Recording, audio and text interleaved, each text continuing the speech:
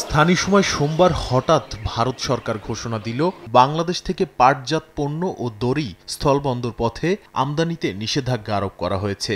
Directorate general of foreign trade DGFT এক বিবৃতিতে জানায়, এসব পণ্য এখন থেকে শুধুমাত্র মহারাষ্ট্রের নবসেবা সমুদ্র বন্দর দিয়েই আমদানি হবে।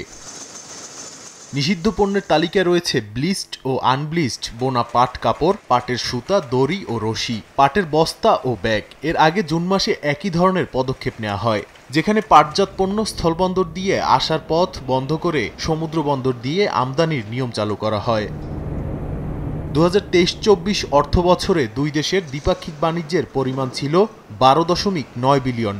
ভারতের রপ্তানি ছিল প্রায় $11.46 বিলিয়ন আর আমদানি ছিল $2 বিলিয়ন।